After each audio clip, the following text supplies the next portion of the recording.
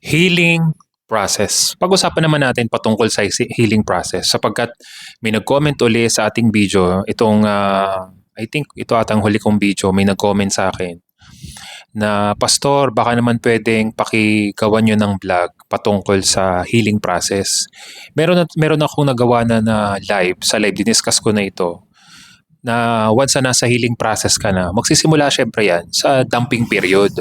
Kailangan nyo pong tanggapin na hindi ganun kadali ang proseso patungkol sa healing process. Una, ang isang bahay na napabayaan, lagi nyo tatandaan, ang isang bahay na napabayaan, ang pagre-reconstruct, pagsasaayos lahat ng mga nasira, kahit gaano katibay ang bahay kapag wala talagang tumitira, parang nagagapok siya. Iba kasi yung hit ng katawan natin kapag nakatira tayo sa bahay, kapag meron talaga nakatira, iba. Pero kapag hindi natitirahan, iba yung kahit gaano kaganda. Hindi talaga nakikita mo talaga yung magiging changes, yung difference between dun sa natirhan at saka yung hindi talaga natitirahan.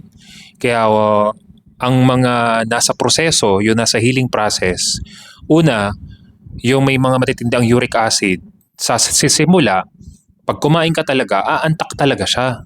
Medyo makakaramdam ka talaga ng pain.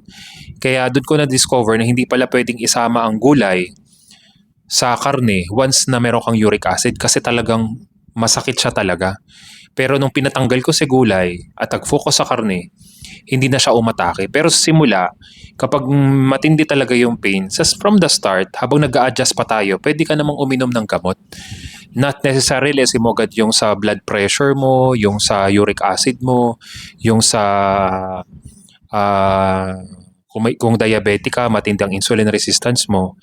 Marami kang mga gamot na hindi mo siya muna sa ngayon na aalisin.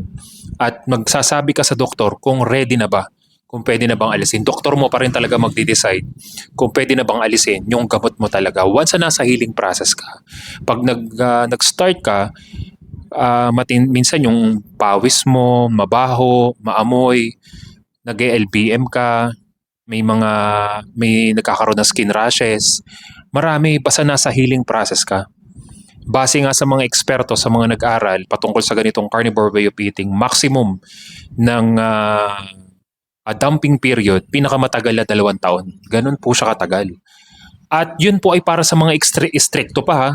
May possibilities na mas tumagal pa yung healing process mo kapag madalas ka talagang nag-cheat at wala ka talagang disiplina.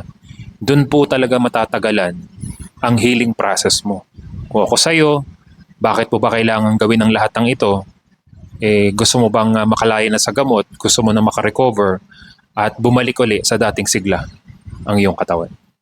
Think about it.